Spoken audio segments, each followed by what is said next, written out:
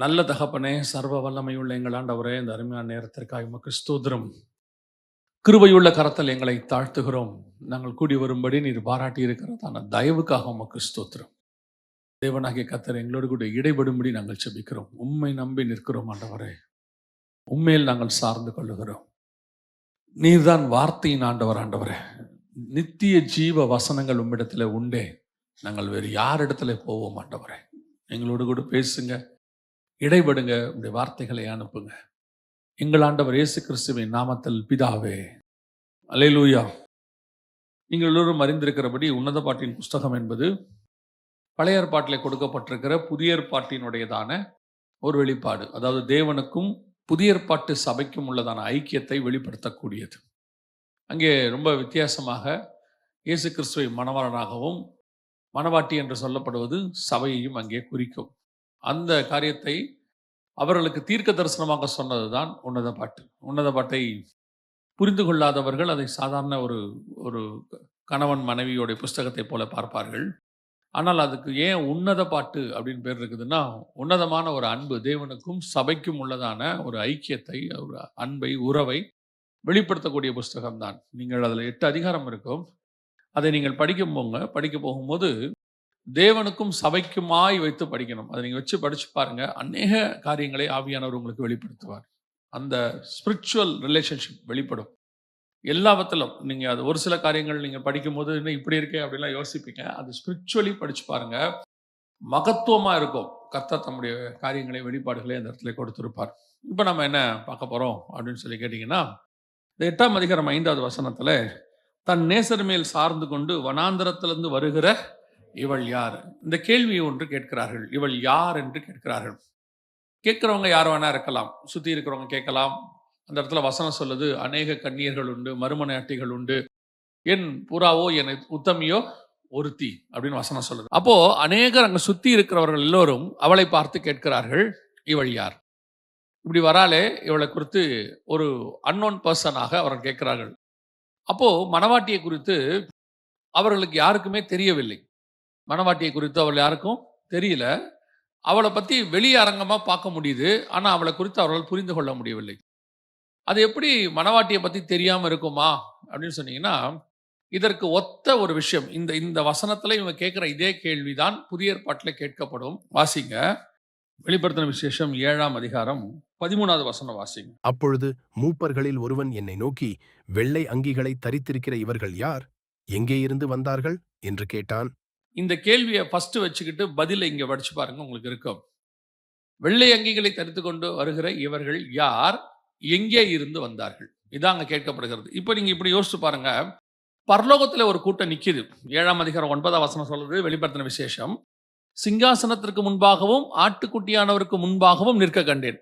ஆனால் அந்த இடத்துல தூதனும் கேட்கிறான், யோவானும் சொல்றாரு, இவர்கள் யார் அப்படின்னு கேட்ட உடனே யோவான் சொல்றாரு, எனக்கு தெரியாது அப்படிங்கிறார். அப்போ இந்த குரூப் பரலோகத்தில் வந்து நிற்கிது. சிங்காசனத்துக்கு முன்பா நிற்கிது, ஆட்டுக்குட்டியானவருக்கு முன்பா நிற்கிதுன்னா வேற யாரில், நீங்கள் நானும் தான். நம்மளுக்கு தான் அங்கே சொல்லப்படுகிறது. இந்த சபை போய் அங்கே நிற்கும் பொழுது அங்கே ஒரு கேள்வி கேட்கப்படுகிறது, இவர்கள் யார்? எங்கிருந்து வந்தார்கள்? இந்த கேள்வி பழைய ஏற்பாட்டில் உன்னத பாட்டு 8:5 கேட்கப்படுகிறது, இவள் யார்? அதற்கு ஒரு பதில் அங்கே இருக்கு. எங்க இருக்கு? உன்னத பாட்டில் இருக்கு. அதற்கான அந்த விளக்கத்தை அதே 7ஆம் அதிகாரத்தில் கீழே சொல்லுவாங்க. நல்லா கவனிச்சு பார்த்தீங்கன்னு சொன்னா, இவர்கள் யார், எங்கிருந்து வந்தார்கள் அப்படின்னா அதுக்கு பதில் இங்க இருக்கு. 8:5 திருப்பி வாசிங்க உன்னத பாட்டு. தன் நேசர் மேல் சார்ந்து கொண்டு வனாந்தரத்தில் இருந்து வருகிற இவள் யார்? எங்கிருந்து வந்தார்கள்? வனாந்தரத்திலிருந்து வந்தார்கள். இப்ப இங்கே பதில் பாருங்க, 7ஆம் அதிகாரத்துல பாருங்க, இவர்கள் யார், எங்கிருந்து வந்தார்கள் அப்படின்னு சொல்லும் போது அடுத்த 14வது வசனத்தை வாசிங்க. அதற்கு நான், ஆண்டவனே, அது உமக்கே தெரியும் என்றேன். அப்பொழுது அவன், இவர்கள் மிகுந்த உபத்திரவத்திலிருந்து வந்தவர்கள், இவர்கள் தங்கள் அங்கிகளை ஆட்டுக்குட்டியானவருடைய இரத்தத்திலே தோய்த்து வெளுத்தவர்கள். எங்கிருந்து வந்தார்கள்? அதுக்கு உன்னத பாட்டில் என்ன பதில்? வனாந்தரத்திலிருந்து வந்தார்கள். வனாந்தரம் என்றால் உபத்திரவம். நாங்கள் அடிக்கடி இந்த வசனத்தை சொல்லிக்கொண்டே இருக்கிறோம். பல நேரங்களிலே நமக்கு இந்த சபைக்கு இந்த காரியங்கள் சொல்லப்படும் பொழுது நாம் சில வனாந்தரங்களை கிராஸ் பண்ண வேண்டியது அவசியமா இருக்கிறது நம்ம வாழ்க்கையில. அந்த வனாந்தரத்தை கிராஸ் பண்ணணுங்கிறது கர்த்தர் நியமித்து வைத்ததான ஒரு திட்டம். எல்லா காலத்திலும் இருக்கும், எல்லா நிலைகளிலும் இருக்கும்.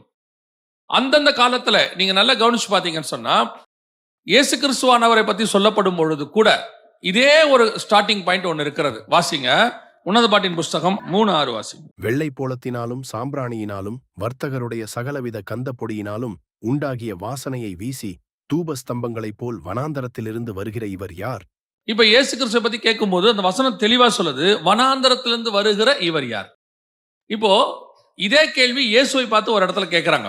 எவ்வளோ வசனம் மகத்துவங்கிறத உங்களுக்கு நான் சொல்றேன். இதே கேள்வி இயேசுவை பார்த்து கேட்கிறாங்க. மத்தேயு எழுதின சுவிசேஷம் 21ஆம் அதிகாரத்துல 10வது வசன வாசிங்க. அவர் எருசலேமுக்குள் பிரவேசிக்கையில் நகரத்தார் யாவரும் ஆச்சரியப்பட்டு இவர் யார் என்று விசாரித்தார்கள். இயேசு கிறிஸ்துவ 3ஆம் அதிகாரத்துல மணவாளனை பார்த்து கேட்கப்படுகிறதான ஒரு கேள்வி, வனாந்தரத்திலிருந்து வருகிற இவர் யார்? எனக்கு அந்த வசனத்தோடைய கம்பாரிசன் ஆவியானவர் சொல்லிக் கொடுக்கும்போது ரொம்ப ஆச்சரியமா இருந்துச்சு. இப்ப இந்த கேள்வியை கேட்கிறவங்க யாருன்னு கேட்டீங்கன்னா எருசலேம் நகரத்தார். இயேசுவை பார்த்து இந்த கேள்வி கேட்கறது யாரு அப்படின்னா இஸ்ரவேலர்கள். இஸ்ரவேலர்கள் இயேசு உள்ளே நுழைறாரு, எருசலேமுக்குள்ளே நுழைறாரு. உங்களுக்கு தெரியும், மரியின் மேலும் மரியின் குட்டியின் மேலும் உள்ளே நுழைறார். உள்ளே நுழையும் போது அவர்களுக்கு தெரியவில்லை இவர் யார். ஒரு கூட்டத்துக்கு மட்டும் தெரியுது, இவர் யூதர்களின் ராஜா, அது தெரியுது. ஆனால் இந்த இடத்துல அவர்களுக்கு தெரியாத ஒரு ரகசியம் இருக்கு. நான் அதை உங்களுக்கு அடுத்து சொல்றேன். அப்ப யோசிச்சு பாருங்க, இயேசு கிறிஸ்து உள்ளே நுழையும் போது அவரோ தனக்கு சொந்தமானவற்றில் வந்தார்னு வசனம் சொல்லுது. இஸ்ரவேலருடைய யூதா கோத்திரத்துல அவர் வந்து பிறக்கிறார்னு பார்க்கிறோம் மாம்சத்தின்படி. ஆனால் அந்த ஜனங்கள் அவரை பார்த்து கேட்கிறார்கள், இவர் யார், எங்கிருந்து வரார் அப்படின்னு கேட்ட உடனே அதுக்கு அடுத்த வசனம் வாசிங்க. அதற்கு ஜனங்கள், இவர் கலிலேயாவில் உள்ள நாசரேத்திலிருந்து வந்த தீர்க்கதரிசி ஆகிய இயேசு என்றார்கள். உங்களுக்கு ஒரு விஷயம் தெரியுமா? நாசரேத்திலிருந்து இயேசு நேரா எங்க போனார் தெரியுமா? ஃபர்ஸ்ட் இவங்க சொல்றாங்க நாசரேத்திலிருந்து வந்த தீர்க்கதரிசி அப்படிங்கிறாங்க. 4ஆம் அதிகாரத்துல மத்தேயு எழுதின சுவிசேஷத்துல இயேசு கிறிஸ்து ஞானஸ்நானம் பெறும்படி போவார். 1வது வசனத்துல இருந்து இருக்கு. அவர் எங்கிருந்து வருவார்னா நாசரேத்துல இருந்து வருவார். நாசரேத்துல இருந்து ஞானஸ்நானம் எடுத்துட்டு கரையேறின உடனேயே அவர் ஆவியானவராலே வனாந்தரத்திற்கு கொண்டு போகப்பட்டார். அவருடைய ஸ்டார்டிங் பாயிண்ட் எங்க இருக்குது? வனாந்தரம். நாசரேத்துல இருந்து அவர் ஃபர்ஸ்ட் எங்க ஸ்டார்ட் பண்றாரு? வனாந்தரத்துல தான் ஸ்டார்ட் பண்றாரு மினிஸ்ட்ரி ஸ்டார்ட் பண்றது. நாசரேத்துல இருந்து வந்து ஞானஸ்நானம் எடுத்துட்டு வனாந்தரத்துல ஸ்டார்ட் பண்றாரு. இங்க வசனம் கேட்கப்படுது உன்னத பாட்டு 3:6 வனாந்தரத்திலிருந்து வருகிற இவர் யார்? மத்தேயு 21 கேட்கிறாங்க, இவர் யார், எங்கிருந்து வராரு? அதுக்கு பதில் சொல்றாங்க, கலிலேயாவில் உள்ள நாசரேத்திலிருந்து அவர் வராரு. இப்ப இந்த 3 வசனத்தையும் நல்லா கரெக்டா படிச்சு பாருங்க. கலிலேயாவில் உள்ள நாசரேத்திலிருந்து வனாந்தரத்துக்கு போய் இயேசு வனாந்தரத்திலிருந்து எருசலேமுக்குள்ளே நுழைகிறார் கடைசியாக. இப்ப கேட்கிறாங்க, இவர் யார்? உன்னத பாட்டு பதில் சொல்லுது, வனாந்தரத்திலிருந்து வருகிற இவர் யார். 3 கரெக்டா இருக்கும். உன்னத பாட்டு எங்க எப்ப எழுதப்பட்டது? சாலமோன் காலம். இயேசு கிறிஸ்து வனாந்தரத்துக்கு போக வேண்டியது எந்த காலகட்டம்? புதிய ஏற்பாடோட காலகட்டம். அவர் கரெக்டா வசனம் தெளிவா அப்படியே இந்த கோர்வை இதை படிக்கும் போது ஆவியானவர் சொல்றாரு, இந்த வனாந்தரத்திலிருந்து புறப்பட்டு நாசரேத்துல இருந்து வனாந்தரத்துக்கு வந்து வனாந்தரத்துல இருந்து எருசலேமுக்குள்ள நுழைகிறாரு. இப்ப ஜனங்க கேட்கிறாங்க, நாசரேத்துல இருந்து வர்ற தீர்க்கதரிசி இவர் தான், எங்கிருந்து வராரு? வனாந்தரத்துல இருந்து வர்றாரு. இததான் உன்னத பாட்டு சொல்லுது. அப்ப இயேசு கிறிஸ்துவும் இந்த ரூட்டுக்குள்ளதான் வந்திருக்கிறார். வனாந்தரத்துல தான் எருசலேமுக்குள்ள நுழைஞ்சிருக்கிறார். ஆனா இங்க என்ன பிரச்சனை இருக்குது அப்படின்னு கேட்டீங்கன்னா, இயேசு கிறிஸ்து இஸ்ரவேலுக்குள்ள நுழையிறாரு. இஸ்ரவேலுக்குள்ள வந்து அந்த ஜனங்கள் மத்தியில வனாந்தரத்துல நுழைந்து எருசலேமுக்குள்ள நுழையிறாரு. ஆனா வசனம் சொல்லுது, ஜனங்களுக்கு இவர் யார் என்று தெரியவில்லை. இவர் யார் அப்படின்னு கேட்கிறாங்க. 33 வருஷம் அவங்களோட கூட இருந்திருக்கிறார். சரி, அது ஒரு பக்கம் மாம்சத்தில் இருந்தார், அதை விட்டுருங்க, அது கூட தெரியாம இருக்க வாய்ப்பு இருக்கு. ஆனால் அவர்கள் அவருடைய வேதத்தை கையில வச்சிருக்காங்க, அவர் எழுதி கொடுத்ததை வச்சிருக்காங்க. அந்த வேதத்துக்குள்ள இயேசு இருக்கிறார். இயேசுவே சொல்றாரு, வேத வாக்கியங்களை ஆராய்ந்து பாருங்கள், அவைகள் என்னை குறித்து சாட்சி கொடுக்கிறது. கையில வசனம் வச்சிருக்கிறாங்க, வேதம் அவர் எழுதி கொடுத்தது. ஆனால் அவரை பார்த்து கேட்கிறாங்க, இவர் யார்? இதே நிலைமைதான் இன்னைக்கு திருச்சபைக்கும் இருக்கிறது. திருச்சபை இன்னைக்கு இயேசுவை பார்த்து இந்த கேள்வி கேட்டுக்கிட்டே இருக்குது, இவர் யார்? உடனே நாம என்ன சொல்லுவோம்? அதே எப்படிங்க நாங்க கேட்போம், எங்களுக்கு தான் இயேசு யாருன்னு தெரியுமே. யாருன்னு தெரியும்? அந்த 21ஆம் அதிகாரத்துல வாசிக்கும் போது மத்தேயுல ஒரு கூட்டம் சொல்லுது, யூதருக்கு ராஜாவாய் வருகிறவர் ஸ்தோத்தரிக்கப்படத்தக்கவர். அப்போ அவங்களுக்கு எருசலேம் நகரத்தாருக்கு இயேசுவை பார்க்கும்போது எப்படி தெரியுது? ராஜாவாக தெரியுது. சரி, அடுத்த ஒரு கூட்டம் அவன் என்ன சொன்னா? நாசரேத்துல இருந்து வரக்கூடிய தீர்க்கதரிசி. இயேசு இதே கேள்விக்கு பதில் சொல்லும் போது, ஜனங்கள் என்னை யார் என்று கேட்கிறார்கள் அப்படின்னு சொல்லும் போது, அந்த இடத்துல சீஷர்கள் சொல்றாங்க, உம்மை சில தீர்க்கதரிசி என்று சொல்லுகிறார்கள். அடுத்த கேள்வி இயேசு கேட்கிறாரு, நீங்கள் என்னை யார் என்று சொல்லுகிறீர்கள்? அவன் தீர்க்கதரிசின்னு சொல்லட்டும், ஒருத்தர் ராஜான்னு என்ன சொல்லட்டும், நீங்கள் யார் என்னை சொல்லுகிறீர்கள்? உடனே பேதுரு சொல்றாரு, நீர் யாரு? உன்னதமான தேவனுடைய குமாரன். ஆண்டவர் சொன்னாரு, இது பரலோகத்தினுடைய வெளிப்பாடு, இதை யாருக்கிட்டையும் சொல்லாத. நான் யாருன்னு உனக்கு என்ன சொல்லுச்சு? பரலோகம் சொல்லுச்சு. இன்னும் இயேசுவுக்கு பதில் கிடைக்கல. இயேசுவை தேவனுடைய குமாரன் நம்ம விசுவாசிக்கிறோம், மாற்று கருத்தே இல்லை. ஆனால் உன்னத பாட்டில் கேட்கப்பட்ட கேள்விக்கு இன்னும் பதில் இல்லை. வனாந்தரத்திலிருந்து வருகிற இவர் யார்? அப்ப அந்த வனாந்தரத்தில் வரக்கிற இயேசு யார் அப்படின்னா வசனம் சொல்லுது, அவர் மணவாளன். அந்த மணவாளன் யாரு? சபைக்கு அவர் மணவாளன். யூதர்களுக்கு அவர் யாரு? ராஜா.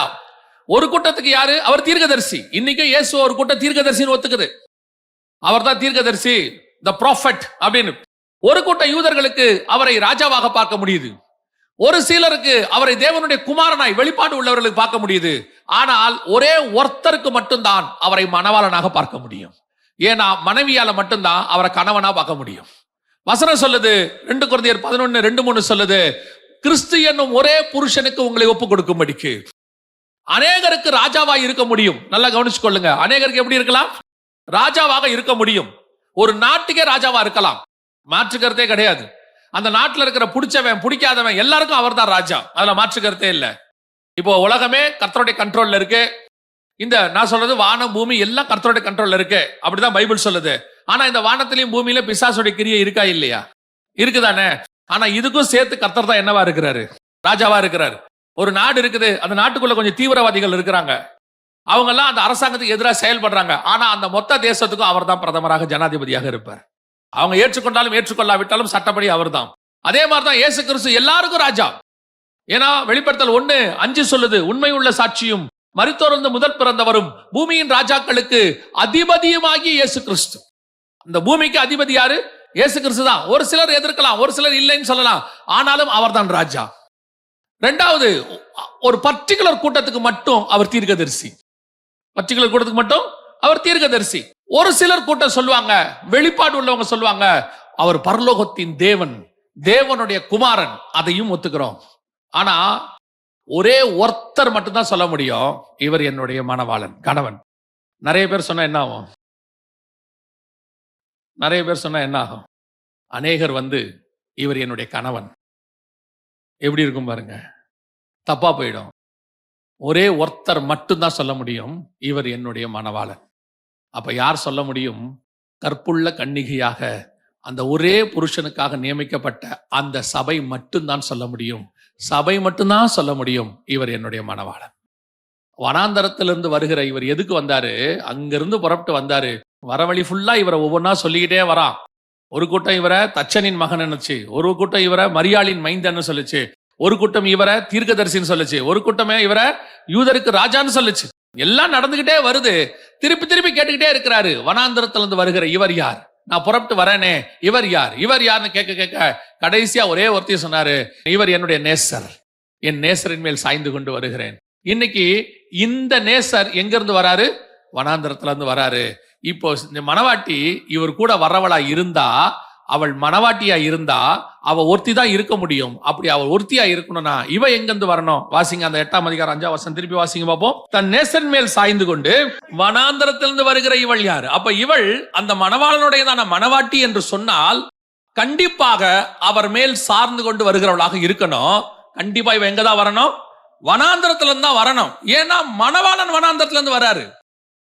அவர் ராஜா அரண்மனையிலிருந்து வராருன்னா ராஜகுமாரத்தி அரண்மனையிலிருந்து வருவாங்க. ராஜா வேற இடத்துல இருந்து வராருன்னா அவர் கூட அவங்க வருவாங்க. ஆனா நம்முடைய மணவாளன் வனாந்தரத்துல இருந்து வராருன்னா மணவாட்டி எங்க இருந்தா வரணும்? வனாந்தரத்துல இருந்தா வரணும். அதனாலதான் அப்படி வரக்கூடியதான அந்த கூட்டத்தை பார்த்து பரலோகத்துல கேட்கிறாங்க, இவர்கள் யார்? எங்கிருந்து வந்தார்கள்? அதுக்கு வசனம் சொல்லுது, இவர்கள் மிகுந்த உபத்திரவத்திலிருந்து வந்தார்கள், வனாந்தரத்திலிருந்து வந்தார்கள். அப்ப நம்முடைய வாழ்க்கையில வனாந்தரம் என்பது, உபத்திரவம் என்பது ஒரு பார்ட். நீங்கள் சார்ந்து அதோடு கூட நடந்து கொண்டு வர வேண்டியது உங்களுக்கு நியமிக்கப்பட்டது. இன்னைக்கு நம்ம நிறைய பேருக்கு ஒரு கொஸ்டின் இருக்கு, எனக்கு ஏன் இந்த உபத்திரவம்? ஏன் நான் இப்படி ஒரு பாதையை கடந்து போறேன்? ஒரு சிலர்லாம் என்ன பண்ணுவாங்கன்னா, நான் தசமா காணிக்கலாம் கரெக்டா தானே கொடுக்குறேன், எனக்கே இப்படி எல்லாம் நடக்குது. நீங்க தசமா காணிக்க கொடுத்தாலும் கொடுக்காவிட்டாலும் நடக்கும். நீங்கள் மனவாட்டினா இது நடக்கத்தான் செய்யும். வசனம் சொல்லுது, ஏசாயா 81 வாசிக்கும் போது 2:2 வாசிங்க. உங்கள் தகப்பனாகிய ஆபிரகாமையும் உங்கள் பெற்ற சாராளையும் நோக்கி பாருங்கள். அவன் ஒருவனாய் இருக்கையில் நான் அவனை அழைத்து ஆசீர்வதித்து, அவன் ஒருவனாய் இருக்கையில், அப்படித்தானே இருக்கு, அவன் ஒருவனாய் இருக்கையில் தானே இருக்கு. ஆனா அந்த வசனம் என்ன சொல்லுச்சு? யார் யார சொல்லுச்சு? ஆபிரகாமையும் சாராளையும் ஆபிரகாமையும் சேர்த்ததுதான் ஒண்ணு. ஆபிரகாம் தனி கிடையாது. ஆனால் ஆபிரகாமும் சாராளையும் சேர்த்து கூப்பிடுறாரு. கூப்பிடும் போது சொல்றாரு, அவர் ஒருவனாய் இருக்கையில் அழைத்து. சரி, அழைத்து கொண்டு வந்தாச்சு சாராள. இப்ப சாராள் கேட்பாங்க, நான் தான் எப்பவுமே சொல்வேன், ஆபிரகாமை ஒரு அழைப்புக்கு அழைத்த போது அந்த அழைப்புல ஆபிரகாம் வரும் பொழுது ஆபிரகாமை தனியா கூப்பிட்டா வர்றது ஈஸி.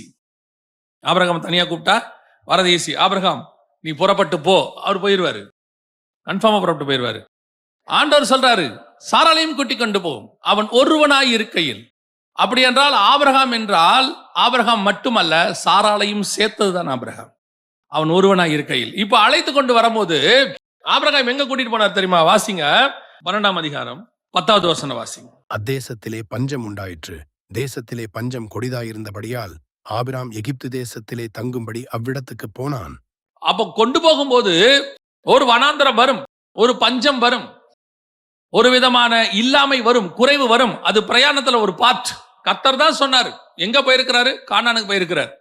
4:5 வசனம் சொல்லுது, கானானுக்கு போய் சேர்ந்தான் அப்படின்னு. கானானுக்கு போயாச்சு. ஆனா அவர் சொன்ன தேசத்துல, அவர் சொன்னபடி வாக்குத்தத்தம் பண்ணப்பட்ட தேசத்துல வந்து நிற்கும் போது தேசத்தில் பஞ்சம் உண்டாயிற்று. அதே காரியம்தான் இவனுக்கு இருக்கும், ஈசாக்குக்கு இருக்கும். அந்த பஞ்சம் இருக்கிற தேசம் என்ன? கர்த்தர் வாக்குத்தத்தம் பண்ணினது, கர்த்தர் சொல்றது. இப்ப நம்மளுடைய கேள்வி என்ன? கர்த்தர் சொல்லும் போது இந்த உபத்திரம் வருமா? கர்த்தர் சொன்னார்னா இப்படி வருமா? ஆண்டவர் சொல்லித்தானே நான் இந்த இடத்துக்கு வந்தேன், ஆண்டவர் சொல்லித்தானே இந்த ஊழியத்துக்கு வந்தேன், ஆண்டவர் சொல்லித்தானே இந்த வாழ்க்கைக்குள்ள வந்தேன், அப்புறம் ஏன் எனக்கு இப்படி நடக்குது? ஆண்டவர் சொல்றாரு, அது உன்னுடையதான பார்ட், உன் வாழ்க்கையில் அது ஒரு பகுதி.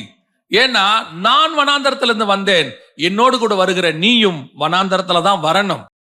வனாந்தரம் என்பது நம்முடைய வாழ்க்கையில ஒரு பகுதியாக இருக்கிறது. அதான் நான் சொல்வேன், வேதத்துல இருக்கிற அத்தனை பரிசுத்தவான்களும் இயேசு கிறிஸ்து வரைக்கும், பவுல் வரைக்கும் வனாந்தரத்தை கிராஸ் பண்ணாத பரிசுத்தவான்கள் கிடையாது.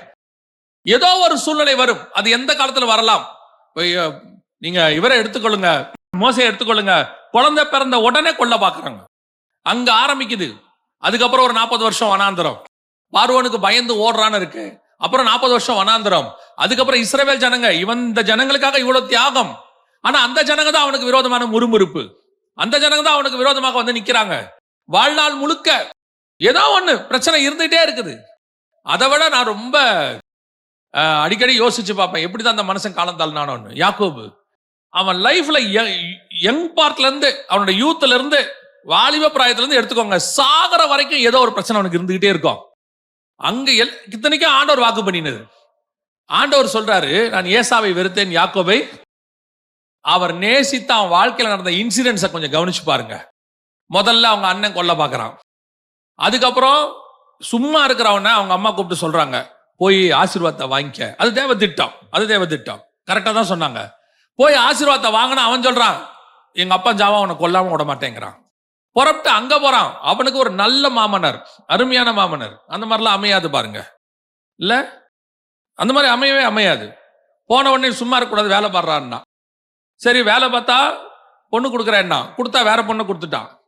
அதுக்கப்புறம் 20 வருஷம் அங்க. அப்புறம் லாபானுக்கு பயந்து வரான், அவன் துரத்திக்கிட்டு வரான். இங்க வந்தா இந்த 2 பசங்க சிமியோனும் லேவியும் சேர்ந்து ஒருத்தனை போய் கொண்டுட்டாங்க, அவங்களுக்கு பயந்து வரான். அங்க இருந்து வந்தா யோசேப்பை காணோம். அதுக்கப்புறம் பார்த்தா பென்யமீனை தூக்கிட்டு போயிட்டான், யோசேப்பு கிட்ட விட்டு விட்டாருங்க. அவன் சொல்றான், என் நரைமயிரை துக்கத்தோடு கூட பாதாளத்தில் இறங்க பண்ணுகிறீர்கள். வாலிப பிராயத்திலிருந்து நரைமயிர் காலம் வரைக்கும் ஏதோ ஒரு பிரச்சனை பிரச்சனை பிரச்சனை பிரச்சனை. ஒரு சிலர்லாம் சொல்றாங்க, உண்மை, போன ஜெனரேஷன்ல உள்ள அப்பா அம்மாக்கள்ல நிறைய பேர் சொல்லுவாங்க, நான் பிறந்ததுல இருந்து கஷ்டத்தை பார்த்துக்கிட்டே இருக்கிறேங்க, என் வாழ்க்கையில நான் சந்தோஷத்தை பார்த்ததே இல்லைம்பாங்க. அப்ப நிறைய பேர் கேட்கிற கேள்வி என்ன, இப்படியே தான் போகணுமா, இதே தான் போகணுமான்னா, எல்லோருக்கும் அப்படி நியமிக்கப்படுகிறது இல்லை. அவர் மேல் சார்ந்து கொண்டு வருகிற அவர்களுக்கு அது நியமிக்கப்படுகிறது. அவங்க நல்லா இருக்கிறாங்களே, இவங்க நல்லா இருக்கிறாங்களே, அவங்க வாழ்க்கை அப்படி போதே, அது அவர்களுக்கு நியமிக்கப்பட்டது. நீங்க யோசிச்சு பாருங்க, தாவீதுக்கு இத்தனை மனைவிகள் இருக்கிறாங்க. அத்தனை மனைவிகளிலும் கர்த்தர் பத்சேபால செலக்ட் பண்ணி பத்சேபாளுடையதான வயிற்றுல இருந்து வர சாலமோனை ராஜாவாக செலக்ட் பண்றார். ஏன் அப்படி? அபிகாயில் இவங்கள தேடி வந்தவங்க, மீகா இவர் தேடி போய் கூட்டிட்டு வந்தார். இவ்வளவு பேர் இருக்கும் பொழுது பத்சேபால் மட்டும் கர்த்தருடைய திட்டத்துக்குள்ள உள்ள வராங்க. பத்சேபாளுடைய பையனை மட்டும் செலக்ட் பண்றார். நீங்க ஏன் அந்த காரியத்தை நல்லா யோசிச்சு பாருங்க. தாவீதோடு கூட இருந்தவர்கள் அத்தனை பேரும் அவனோட ஆசீர்வாதத்தில் இருக்கும்படி வந்தவர்கள். ஆனா இந்த அம்மா வந்த வழி தப்பா இருக்குது. நான் சரின்னு சொல்லல, ஆண்டவரே அதுக்கு தண்டனை கொடுத்து முடிச்சிட்டாரு. வந்த வழி தப்பா இருக்கு. ஆனால் இந்த அம்மா அவனோட அரண்மனையில் இருக்கிறதிலும் வனாந்தரத்தில் அதிகமா இருப்பாங்க. மீகாவை பாருங்க, அரண்மனையில மட்டும்தான் அவங்க கூட இருப்பாங்க. எந்த வனாந்தரத்திலும் அவங்க கூட இருக்கவே மாட்டாங்க. அவங்க அப்பா துரத்தும் போது கூட ஓடி இருக்கணுமா இல்லையா? அமுச்சு வச்சிரும் அந்த அம்மா, நீ போயிரு தப்பிச்சுக்கோ. நம்ம என்ன நினைச்சுக்கிறோம், அந்த அம்மா தாவீதை காப்பாத்திருச்சுன்னு. ஆக்சுவலா பைபிள் படி கூட எல்லாம் போயிருக்கணும். கூட தானே போனோம், போகவே இல்லை. இப்ப சாரால் வந்தாங்கல்ல, ஆபிரகாம் கூட, ஈசாக்கு வந்தாங்கல்ல, ஈசாக்கோட ரெபேக்காள் வந்தாங்கல்ல, கூட தானே வரணும். மீகாள் வராது. மீகாள் சொல்லும், நீங்க போயிருங்க. சிலர் பாருங்க, நான் எப்பவும் சொல்லுவேன், இந்த யோபுவோட மனைவி மாதிரி ஒரு நல்ல அம்மாவை நீங்க பார்க்க முடியாது. உண்மையிலேயே அந்த அம்மா ரொம்ப நல்ல அம்மா. அவ்வளோ அழகா பிள்ளைகளை வளர்த்துறோம். அதுக்கப்புறம் அந்த ஆளுக்கு தலை முதல் கால் வரைக்கும் பரு வந்துடும். அவ்வளோ பரு வந்த பிறகும் எல்லாரும் போயிருவாங்க, அந்த அம்மா மட்டும் போகவே போகாது, கூடவே இருக்கும். அதுக்கப்புறம் வசனம் சொல்லும், ஆண்டவர் 10 பிள்ளைகளை கொடுத்தார். அந்த 10 பிள்ளைகள் பெற்றெடுக்கிறதுக்கு அந்த அம்மா கூட இருந்திருக்கா இல்லையா? இவ்வளோ கஷ்டத்துல அந்த அம்மா கூட இருந்திருக்கு தானே. ஆனா நம்ம அந்த அம்மாவை என்னைக்காவது நல்ல அம்மாவை பார்த்திருக்கோமா? என்னைக்காவது பார்த்திருக்கோமா? நம்ம இன்னைய வரைக்கும் அந்த அம்மா கிட்ட இருக்கிற ஒரே ஒரு வார்த்தையை சொல்லிட்டே இருக்கிறோம். என்ன சொல்றோம்? தேவனை தூஷித்து. பல நேரங்களில வனாந்தரத்துல நீங்க யோசிச்சு பாருங்க, அவ்வளோ பஞ்சம், யோபுக்கு எல்லாம் போச்சு, அந்த அம்மா போகவே இல்லை. தேவனை தூஷித்து ஜீவனை விடும், அது 2வது பார்ட். அந்த அம்மா போகவே இல்லை, கூடவே தான் இருக்கு. எல்லா நிலையிலையும் கூட தான் நிக்குது. ஒரு ஆளுக்கு தலையில இருந்து கால் வரைக்கும் பரு வந்தா உடம்பு எப்படி இருக்கும்னு நினைக்கிறீங்க? சரியான பிறகு நான் கேட்கிறேன், எப்படி இருக்கும்னு நினைக்கிறீங்க? உடம்பு முழுக்க தழும்பு இருக்கும். உடம்பு முழுக்க தழும்பு. அந்த ஆளோட கூட கடைசி வரைக்கும் அந்த அம்மா இருந்திருக்கு. ஆனாலும் கூட அந்த அம்மாவை பத்தி நம்ம எந்த குறைய பேசிட்டு இருக்கிறோம்? அதுக்கு நடுவில் அவங்க பேசின அந்த ஒரு வார்த்தை, அது மட்டும்தான் இன்னைக்கு வரைக்கும் நிக்குது பாருங்க. ஆனால் கஷ்டத்துல அந்த அம்மாவை கர்த்தர் விடவே இல்லை. வனாந்தரத்துல கூட வரும்போது நான் சொல்லுகிறேன், அது சகோதரிகளுக்கு இல்லை, பொதுவா சொல்றேன், கர்த்தர் ஒரு கடினமான பாதையில் நடத்தும் போது அந்த பாதையில கூட வாங்க, கர்த்தர் மேல சார்ந்து கொள்ளுங்க. நான் அடுத்த பாயிண்ட் அதான் சொல்ல போறேன். அப்படியே வாங்க. அது வனாந்தரமா தான் இருக்கும். சில பிரச்சனைகள் இருக்கும், அது சரீர அளவிலையோ ஆவிக்குரிய அளவிலையோ ஏதோ ஒண்ணுல இருக்கும். வேதம் சொல்லுகிறது, வனாந்தரத்திலிருந்து அவரும் வந்தார், வனாந்தரத்திலிருந்து இவளும் வந்தாள். இவள் யார்? எங்கிருந்து வருகிறாள்? மிகுந்த உபத்திரவத்திலிருந்து வந்தவர்கள். 2வது வாசிங்க, அதே 8ஆம் அதிகாரம் 5வது வசனம் வாசிங்க. தன் நேசர் மேல் சார்ந்து கொண்டு வனாந்தரத்திலிருந்து வருகிற இவள் யார்? கிச்சிலி மரத்தின் கீழ் உம்மை எழுப்பினேன், அங்கே உமது தாய் உம்மை பெற்றாள், அங்கே உம்மை பெற்றவள் வேதனைப்பட்டு உம்மை பெற்றாள். அந்த வசனம் சொல்லுது, தன் நேசர் மேல் சார்ந்து கொண்டு வனாந்தரத்தில் வருகிற இவள் யார்? யோசித்து பாருங்க. ஒரு பிரயாணம் கடினமா இருக்கிறதும், ஒரு பிரயாணம் லகுவா இருக்கிறதும் பிரயாணம் பண்ற ஆளை பொறுத்து. நம்ம யார் கூட பிரயாணம் பண்றோமோ அவர்களை பொறுத்து தான் அந்த பிரயாணத்தினுடையதான ஆசீர்வாதம். எதுல போறோம், எப்படி போறோன்றது முக்கியமே இல்லை. எனக்கு நல்ல ஞாபகம் இருக்கு, எங்க அம்மா அவங்களோட சாட்சியை சொல்லுவாங்க. கல்யாணமான புதுல அவங்களுக்கு சாப்பாட்டு கூட வழியே இருக்காதாம்மா. அந்த நேரத்துல அன்பு காட்டுறதுக்கு ஆள் இருந்துச்சுன்னா அந்த பசி அவங்களுக்கு என்ன தெரியாது. எங்க அம்மா சொல்லுவாங்க, நான் உன்னை பார்த்துக்கிட்டே தான் உட்காந்துருப்பேன். அவங்களுக்கு சாப்பாட்டுக்கு வழி இருக்காது, எனக்கு ஏதாவது கொடுக்கணும். ஆனா அந்த கஷ்டத்துல அவங்களுடையதான ஒரே எண்ணம் என்னவா இருக்கும்னா, இந்த பிள்ளைய வளர்க்கணும், இவனை காப்பாத்திரணும், இவனுக்கு எப்படியா செஞ்சிடணும்ட்டு அந்த ஒரு எண்ணம் அந்த கஷ்டத்தை தாண்ட வைக்கும். அந்த பிரயாணத்துல நீங்கள் யார் கூட பிரயாணம் பண்ணுகிறீங்கன்றது முக்கியம். ஒருத்தர் எனக்கு ஃபோன் பண்ணாங்க, ஒரு சகோதரி, நல்ல வேலை, நல்ல சம்பளம், லட்சக்கணக்கில் சம்பளம் அவங்களுக்கு. ஆனால் கணவன் பயங்கரமான குடிகாரன். அவங்க வேலைக்காலில் போன உடனே குடிக்க ஆரம்பிச்சிருவானா, திருப்பி வர்ற வரைக்கும் வீட்டில் உட்காந்து குடிச்சிக்கிட்டே இருப்பானா, காசு கொடுக்காட்டி அடிப்பானா. 2 பிள்ளைங்க, சரி கணவன் ஆகி போச்சு, என்ன பண்ண? அந்த சிஸ்டர் கேட்பாங்க, இவனை என்னதான் பிரதர் பண்றதுன்னே தெரியல, என் பணத்தை வாங்கியெல்லாம் குடிக்க. யோசிச்சு பாருங்க, நல்ல வேலை இருக்கு, கை நிறைய சம்பாதம் இருக்கு, கார் இருக்கு, சொந்த வீடு இருக்கு, வீட்டுக்குள்ள ஒரு உபத்திரவம் இருக்கு, வாழ்க்கை நரகம். சில நேரங்களில் நமக்கு சொந்த வீடு இருக்காத வாடகை வீடு தான் இருக்கும். ஆனா நம்ம கூட உட்காந்து ஆறுதலா பேசுற ஒரு ஆள் இருந்தால் அந்த வனாந்தரம் ரொம்ப அருமையா இருக்கும். அந்த கஷ்டமே நமக்கு தெரியாது. நம்முடைய பாரத்தை ஷேர் பண்ற ஒரு ஆள் இருக்கணும், நம்ம கூட பேசிக்கிட்டே வரதுக்கு ஒரு ஆள் இருக்கணும், நம்ம கஷ்டத்தை புரிஞ்சுக்கிற ஒரு ஆள் இருக்கணும், நம்ம என்ன நிலைமையில போறோன்றதை தெரிஞ்சுக்கணும். இன்னைக்கு நாம எப்படிப்பட்ட இடத்துல இருக்கிறோம், என்ன வசதியில் இருக்கிறோன்றதை விட யார் கூட இருக்கிறோன்றதா முக்கியம்.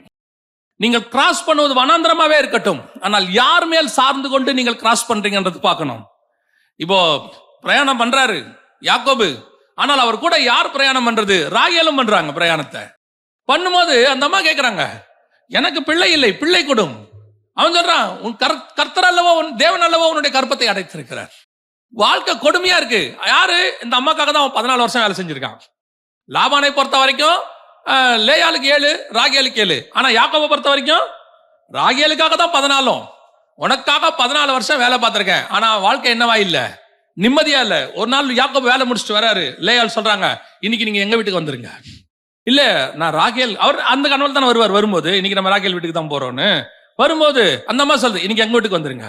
வீட்டுக்கா? ராகேலுக்கு இன்னைக்கு அங்கல்ல போனோம். இல்ல, அந்த அம்மாவுக்கு நான் ஒரு பழம் கொடுத்தேன், பழத்தை வாங்கிட்டு உன்ன கொடுத்துருச்சு.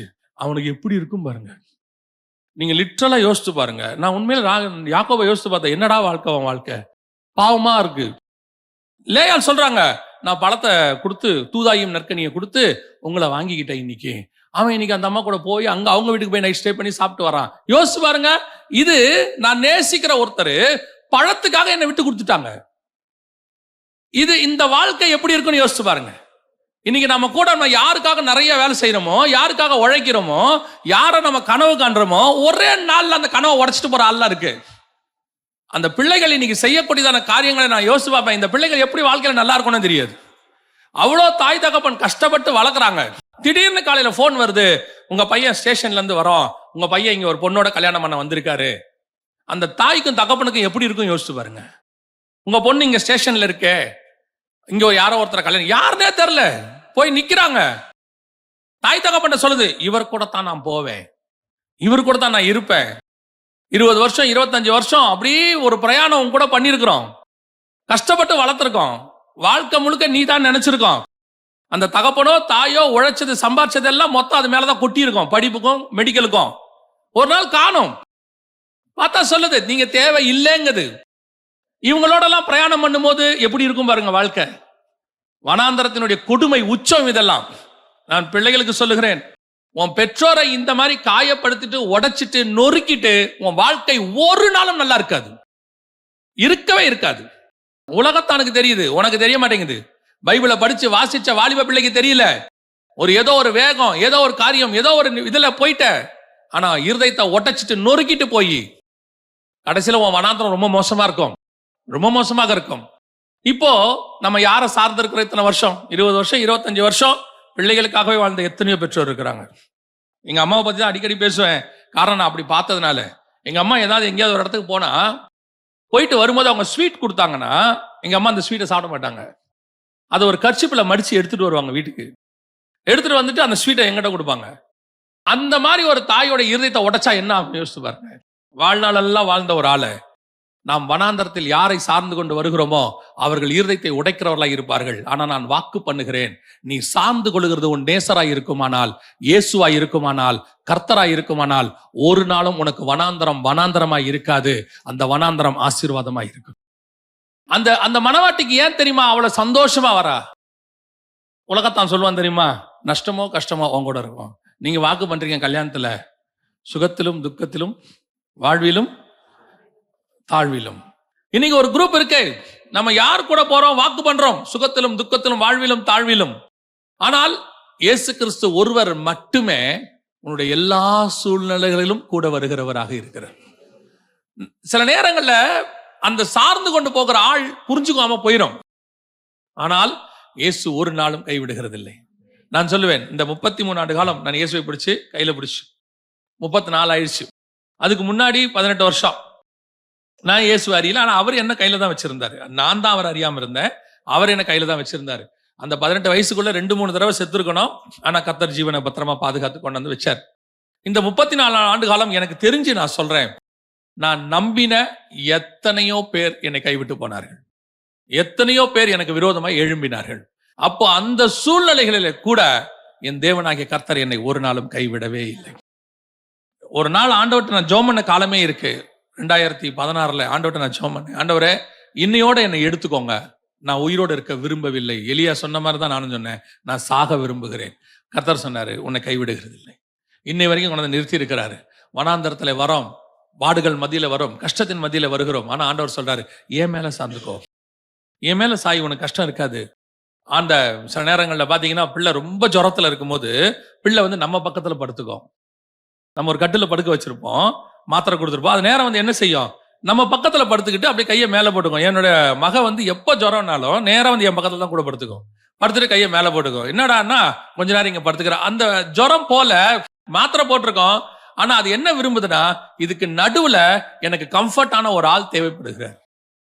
அந்த நேரத்துல அப்படி பக்கத்துல கையை போட்டு தலையில நம்ம இப்படி தடவி கொடுத்துட்டே இருந்தோம்னா அந்த பிள்ளை தூங்கிடும், காலில் சுகமாயிரும். ஆனா நான் உங்களுக்கு சொல்லுகிறேன், இது ஏதோ ஒரு இன்சிடென்ட் கிடையாது. நீங்கள் அன்னைக்கு தடவி கொடுத்தீங்கல்ல, அதை சாகிற வரைக்கும் அந்த பிள்ளை நினைச்சுக்கிட்டே இருக்கும்.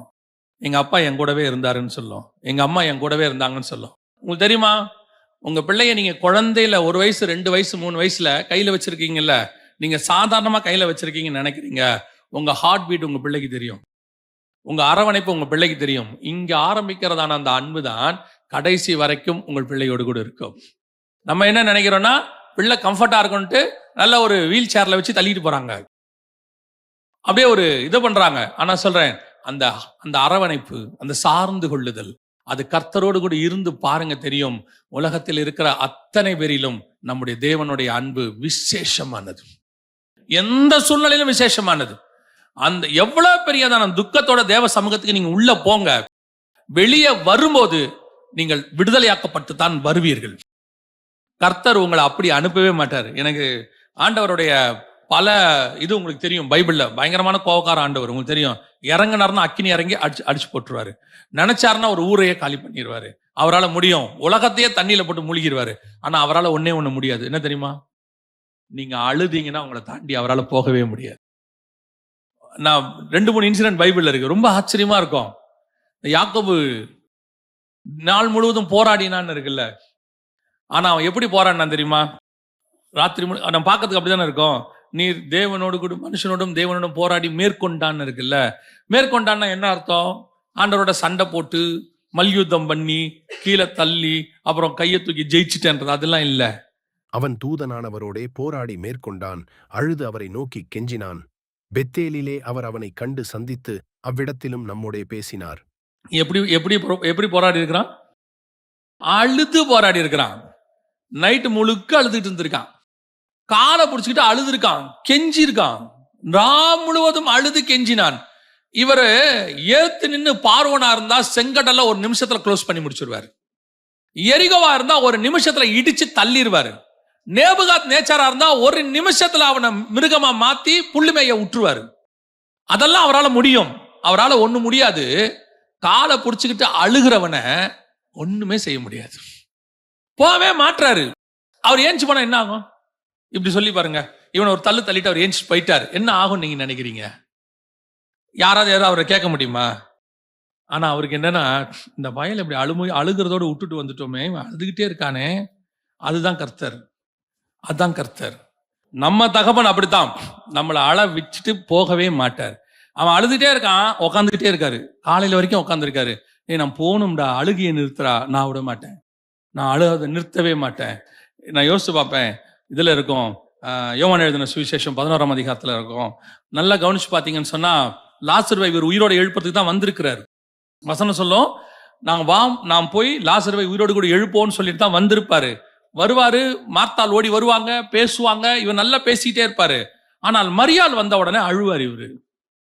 வசனம் சொல்லும், மரியாள் அழுகிறதையும் அவள் கூட வந்தவர்கள் அழுகிறதையும் அவர் கண்ட போது இயேசு கண்ணீர் விட்டார். இவர் தான் எழுப்ப வந்திருக்கிறாரு, இவருக்கு தான் நல்லா தெரியுமே நம்ம எழுப்ப போறோம்னு, லாசருவை உயிரோடு கூட எழுப்ப போறோம்ன்றது நல்லா தெரியுமே.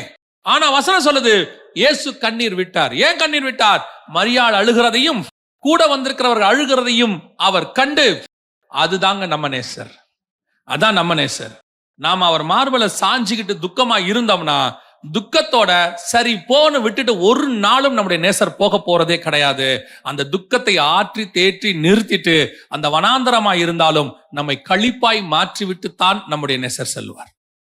நான் அதை அனுபவத்திலிருந்து சொல்லுவேன். ஒரு நாளும் தேவ சமூகத்துக்கு நான் உள்ள போய் துக்கமா போயிட்டு அதே துக்கமாய் திரும்பி வந்ததே கிடையாது. நான் சொன்னேன்ல ஒரு சூழ்நிலைன்னு, அது ஒரு 2-3 மாசம் இருந்துச்சு. அந்த 2-3 மாசத்துல கர்த்தர் என்னோடு கூட பேசின மாதிரி எந்த நாள்லயும் கர்த்தர் பேசினது இல்லை. நிமிஷந்தோறும் பேசுவார்.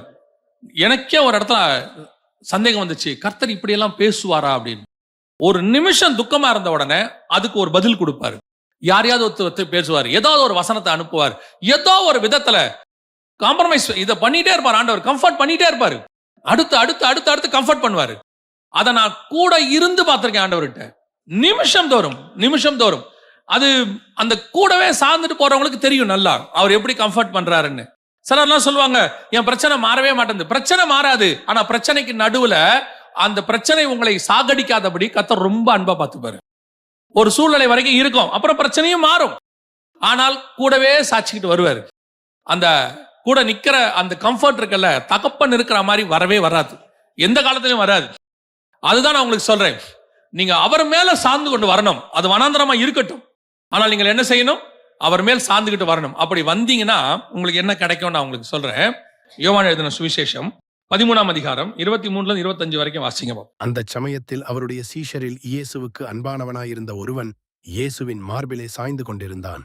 யாரை குறித்து சொல்லுகிறார் என்று விசாரிக்கும்படி சீமோன் பேதுரு அவனுக்கு சைகை காட்டினான். அப்பொழுது அவன் இயேசுவின் மார்பிலே சாய்ந்து கொண்டு, ஆண்டவரே, அவன் யார் என்றான். இதான் ரொம்ப இம்பார்ட்டன்ட். அப்பொழுது அவன் இயேசுவின் இடத்துல இல்ல பாருங்க, பர்டிகுலர் அந்த வேர்டு ஒன்னு சேர்த்து சொல்றார் பாருங்க. அப்பொழுது அவன் இயேசுவின் மார்பில் சாய்ந்து கொண்டு, ஆண்டவரே, இப்போ யூதாஸ் காட்டி கொடுக்க போறான். இப்படி எடுத்துக்கோங்க, இந்த சம்பவத்தை கொஞ்சம் இப்படி யோசிச்சு பாருங்க, மாம்சத்தின்படி யோசிங்க. யூதாஸ் காட்டி கொடுக்க போறான்.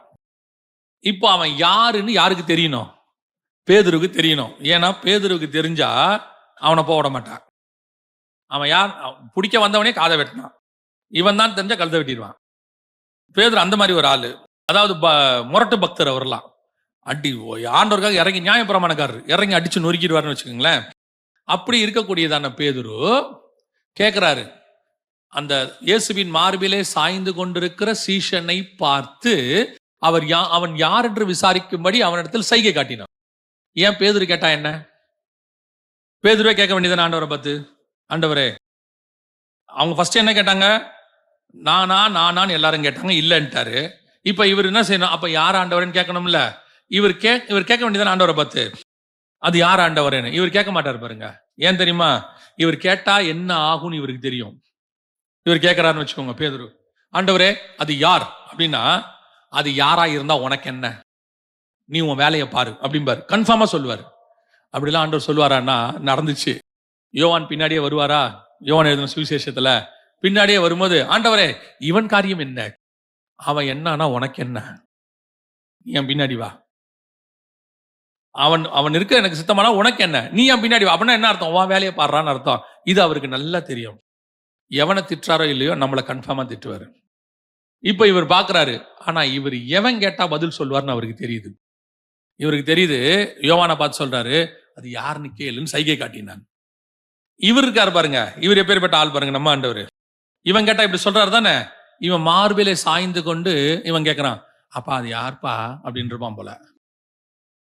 உடனே இவர் இப்படி பாக்குறாரு. இவன் கேட்டான், இவனை சொல்லாமே இருக்க முடியாது. ஆண்டவர் என்ன பண்றாரு? யோவான் கேட்ட உடனே அப்படி மார்பில சாஞ்சிட்டு, அது யாருன்னு இவர் சொல்லிவிட்டாரு அவங்கிட்ட. இந்த பாரு, இவன் தான் கொடுக்கப்பேன் பாரு, இவன் தான்ட்டாரு. இவர் இப்ப யூதாசை போட்டு கொடுத்துட்டாரு. யூதாசை போய் இவர் என்ன சொல்லிட்டாரு? நான் இந்த துணிக்கை எவனிடத்தில் கொடுக்கிறேனோ அவன்தான் என்றார். இப்ப யோசிச்சு பாருங்க, இவங்க யாருக்குமே தெரியாத ஒரு டாப் சீக்ரெட், ஹெவன்லி சீக்ரெட். அது அவன் காட்டி கொடுக்க போறது ஹெவனுடைய விஷயம். ஆனா மார்பில சாஞ்சிக்கிட்டு கேட்டா அவங்கிட்ட கர்த்தர் சொல்லுவார். வனாந்தரத்தில் சாய்ந்து கொண்டு வருகிற இவள் யாரோன்னு என்ன அர்த்தம் தெரியுமா? அந்த வனாந்தரத்துல சாஞ்சிக்கிட்டு இருக்கும் போது நீ என்ன கேட்டாலும் உன் தேவன் உனக்கு சொல்லுவார். தன்னுடைய ரகசியங்களை அவர் வெளிப்படுத்துவார். தன்னுடைய கஷ்டங்கள், அதுக்கு நடுவுல ஆண்டவர் வெளிப்பாடுகளை கொடுப்பார். அதனாலதான் நல்லா கவனிச்சு பாருங்க, இத்தனை சீஷர்கள்ல வெளிப்படுத்தின விசேஷங்கிற ரகசியம் யாருக்கு கிடைச்சிச்சு? யோவானுக்கு கிடைச்சிச்சு. ரகசியம் கிடைக்கிறதுக்கான முதல் ஃபார்முலா என்னன்னா, அவருடைய மார்பிலே சாய்ந்து கொள்வது. அவருடைய மார்பிலே சாய்ந்து கொண்டு நீங்கள் நடக்க ஆரம்பிக்கும் பொழுது கர்த்தர் தம்முடைய ரகசியங்களை வெளிப்படுத்த வல்லமை உள்ளவராய் இருக்கிறார். அல்லேலூயா.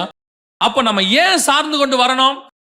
வனாந்தரமா இருக்கு, சார்ந்து கொள்றது சந்தோஷமா இருக்குது, அந்த நேரத்துல கம்ஃபர்ட் பண்றாரு, ஆறுதலா இருக்கிறாரு, எல்லாம் இருக்கு.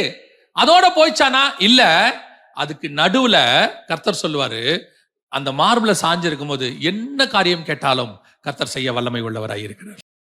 அப்ப சார்ந்து கொள்வதோட இன்னொரு அர்த்தம் என்ன அப்படின்னா, அவருடைய இருதயத்தின் நினைவுகளை அறிந்து கொள்ளுதல்.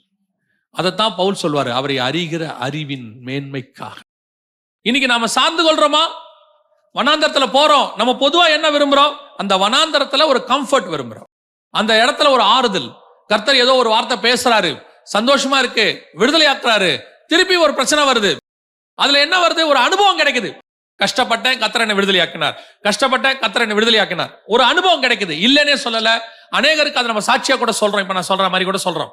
ஆனால் அதுக்கு நடுவுல நமக்கு ஒரு பெனிஃபிட் இருக்கு. என்ன தெரியுமா? அப்படி வனாந்தரத்துல அவர் மேல சாஞ்சிக்கிட்டு வர்ற அந்த மனவாட்டி கிட்ட தான் தன் இருதயத்தின் நினைவுகளை எல்லாம் கர்த்தர் வெளிப்படுத்துவார். ஏன் பல நேரங்களில சில விஷயங்கள் ஒரு சிலருக்கு தெரியுது, ஒரு சிலர் கேட்பாங்க, அது எப்படிங்க அவருக்கு மட்டும் இந்த காரியம்லாம் தெரியுது அப்படின்பா. இந்த காரியம் அவர் கரெக்டா சொன்னாரே, எப்படி தெரியுதுன்னா, அவருக்கும் இருக்கக்கூடிய ரிலேஷன்ஷிப், அந்த சார்ந்து கொண்டு வருகிற ரிலேஷன்ஷிப் இருக்கு.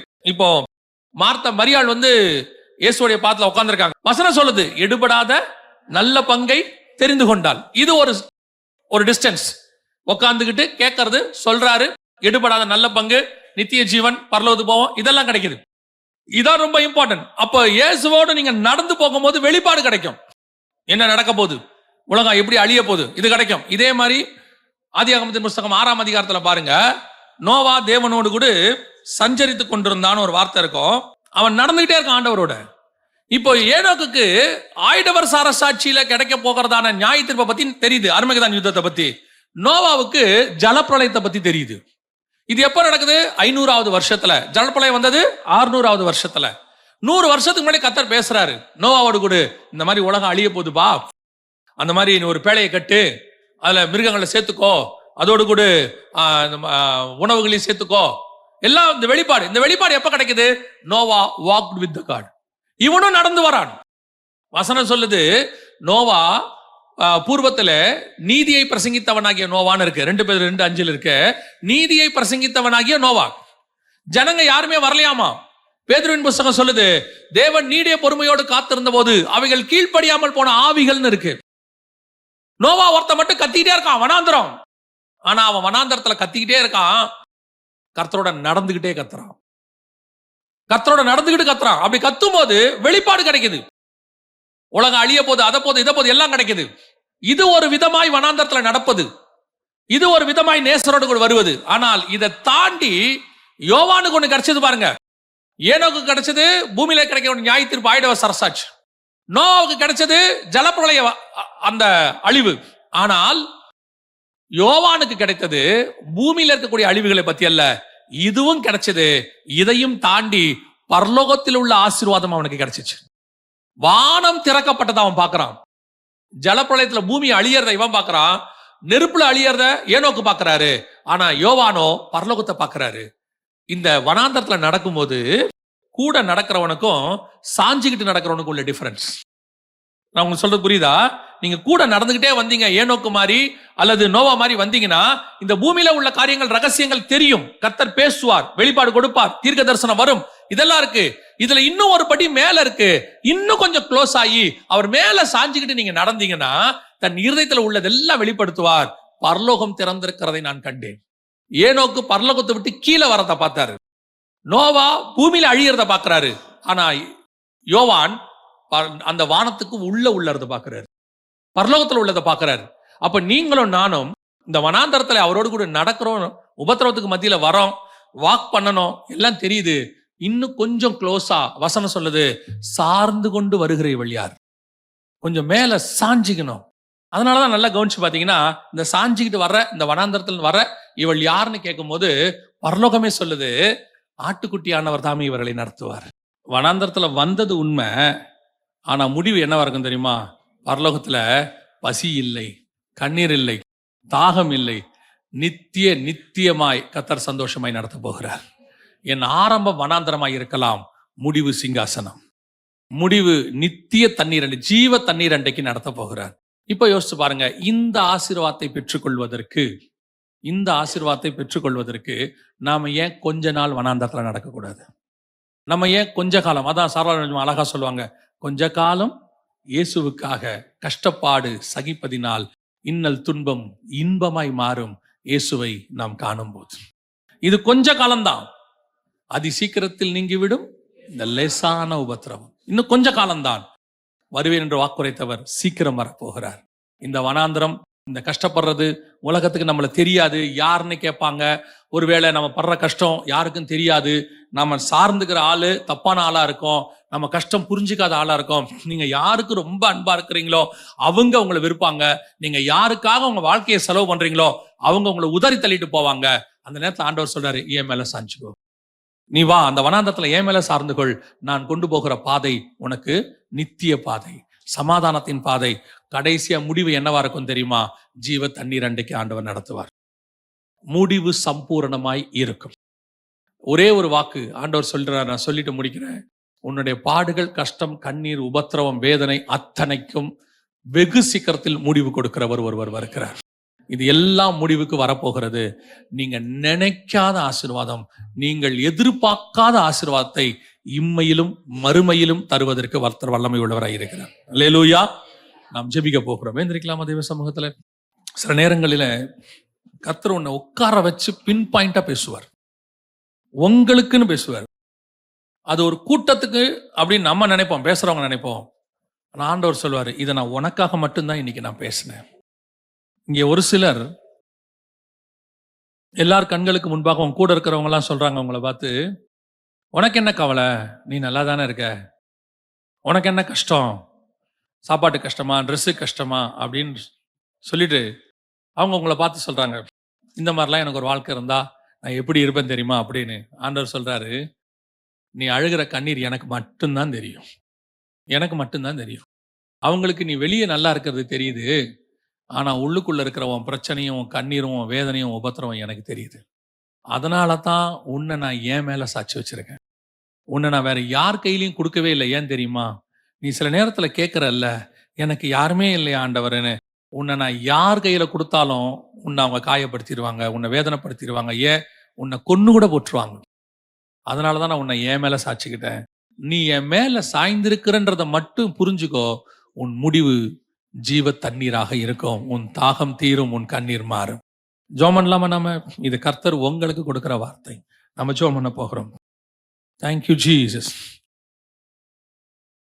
தகப்பனே ஸ்தோத்திரம்பா. ஒரு 2 நிமிஷம் உங்க இருதயத்தை ஆண்டவருக்கு முன்னாடி ஊத்திருங்க. நீங்க ஆண்டவர் சமூகத்துல இருந்து போகும்போது வேதனையோட போக வேண்டாம், கண்ணீரோடு கூட போக வேண்டாம், பாரத்தோட போக வேண்டாம். உங்க பாரத்தை சுமக்கிற ஒருத்தர் இங்க இருக்கும்போது நீங்க ஏன் பாரத்தோட இருக்கணும்? அதுக்காக தான் உன்னை கூட்டிட்டே வந்தேன்னு சொல்ற ஆண்டவர்கிட்ட இறக்கி தான் வச்சிருங்களேன். நான் என்ன சொன்னாலும் என்ன நடக்குமான்னு கேட்காதீங்க. யாக்கோபு மாதிரி நீங்க அழுதுடுங்க, இன்னைக்கு அழுதுடுங்க. அவர்கிட்ட மட்டும் நீங்க அழுதுட்டீங்கன்னா அவரால் உங்களை தாண்டி போகவே முடியாது, உங்களை தாண்டி போகவே முடியாது. அவரால் நெருப்பை தாண்ட முடியும், சமுத்திரத்தை தாண்ட முடியும், நெஞ்ச நிமித்தி நான் சொல்ற பெருமையானவனுடைய முதுக உடைக்க முடியும். ராஜாக்களை தள்ளுகிறவர் அவர். ஆனா உன்னுடைய ஒரு சொட்டு கண்ணீரை மட்டும் அவரால் தாண்டவே முடியாது. என் பிள்ளை துக்கமா இருக்கிறத என்னால பார்க்க முடியாது, ஏன்னா அவர் சர்வ வல்லமை உள்ள தேவன். நான் இருந்தாலும் உனக்கு தகப்பனாக இருக்கிறார், உனக்கு தகப்பனாக இருக்கிறார். இந்த தேவன் தான் உனக்கு வாக்கு பண்றார். உன்னுடைய கண்ணீர் எல்லாம் துருத்தியில் இருக்கு. யாரும் பார்க்கல கேட்கலன்னு நினைக்காத. நான் கண்டும் காணாதவரை போல இருக்கிறேன்னு நீ நினைக்காத. உனக்கு உண்டானதை நான் செஞ்சுக்கிட்டு தான் இருக்கேன். அந்த நாள் வரும், உன் கண்ணீர் எல்லாம் ஆனந்த கண்ணீரா மாறும், உன் துக்கம் எல்லாம் சந்தோஷமா மாறும். இப்ப நீ படுற பாடு எதுவுமே உனக்கு ஞாபகம் இல்லாத அளவுக்கு நான் உன்னை ஆசீர்வச்சிருவேன். வடுக்கள் இருக்கும், ஆனா வலி உனக்கு இருக்காது. வடுக்கள் இருக்கும், ஆனா வலி இருக்காது. இது கர்த்தர் சொல்ற வார்த்தை. வடுக்கள் இருக்கும், உனக்கு வலி இருக்காது. அப்படி உன்னை மாத்தி அனுப்புறதுக்கு தான் உன்னை கூட்டிட்டு வந்தேன். ஒப்பு கொடுப்போமா தேவ சமூகத்துல? Thank you Jesus, thank you Lord, thank you Jesus. நல்ல தகப்பனே, சர்வ வல்லமையுள்ள எங்கள் ஆண்டவரே, இந்த காலை வேளையிலே இங்க வந்திருக்கிற ஒவ்வொருத்தரையும் ஒப்பு கொடுக்கிறேன்பா. எத்தனையோ பிள்ளைகள் அப்பா கிட்ட சொன்னா அப்பா வேதனைப்படுவாரு. ஏற்கனவே குடும்பத்துல நிறைய கஷ்டம். இத போய் அப்பா கிட்ட சொன்னா வேதனைப்படுவாருன்னு சொல்லி, கணவன் வீட்ல படுற கஷ்டத்தை யாருகிட்டயும் சொல்லாம, ரூம்குள்ளேயே புழுங்கி புழுங்கி அழுதுகிட்டு இருக்கிறதான எத்தனையோ பிள்ளைகளை நீங்க கொண்டு வந்திருக்கிறீங்க ஆண்டவரே. அந்த பிள்ளைகளுக்கெல்லாம் நீங்களே தகப்பனா இருக்கிறீங்கப்பா. நீங்களே தகப்பனா இருக்கீங்க. ஒருவேளை மாம்ச தகப்பனால கொடுக்க முடியாத ஆறுதலை நீங்க கொடுக்க முடியும் ஆண்டவரே. மகனே மகளேன்னு சொல்லி உங்களால கொடுக்க முடியும் ஆண்டவரே. எத்தனையோ சூழ்நிலைகளில குடும்பத்துக்காக உழைச்சி ஓடா போய் அப்பா அம்மா அண்ணன் தம்பி தங்கச்சியால ஏமாத்தப்பட்ட எத்தனையோ சகோதரன் இங்க வந்து நிக்கிறான் ஆண்டவரே. எல்லாருக்கும் எல்லாம் செஞ்சேன், இன்னைக்கு யாருமே என்னை பார்க்கல. இன்னைக்கு நானும் என் மனைவி பிள்ளைகளும் நடுத்தர்ல நிக்கிறோம், ஏன்னு கூட எங்களை வந்து கேட்கலன்னு சொல்லி கண்ணீரோடு இருக்கிற எத்தனையோ சகோதரர்கள் இங்க இருக்கிறாங்க ஆண்டவரே. அவருடைய கண்ணீர் யாவையும் நீர் துடைக்க வல்லமை உள்ளவரப்பா. நீர் எங்களுக்கு மூத்த சகோதரனா இருக்கிறீர். நீர் எங்களுக்கு தகப்பனா இருக்கிறீர். எங்க இருதயம் உங்களுக்கு புரியும் ஆண்டவரே. எங்க துக்கம் உங்களுக்கு புரியும். கரத்துல ஒப்பு கொடுக்கிறோம். இங்க வந்து இதை கேட்கிற, இதை பார்க்கிற ஒருத்தர் கூட இனி துக்கமுகமா இருப்பது இல்லை ஆண்டவரே. துக்கமுகமா இருப்பது இல்லை. எங்க அப்பா எங்களை விடுதலை ஆக்கினார், ஆறுதல் கொடுத்தார், சந்தோஷம் கொடுத்தார், எல்லாத்தையும் மாத்தி அமைச்சார்னு அந்த பிள்ளைகள் சாட்சி சொல்ல கர்த்தர் கிருபை பாராட்டும். ஒரு பிள்ளையும் வந்த வண்ணமாய் திரும்ப கூடாது ஆண்டவரே. உம்முடைய மகிமை மூடிக்கொள்வதாக. எங்கள் ஆண்டவர் இயேசு கிறிஸ்துவின் நாமத்தில் பிதாவே.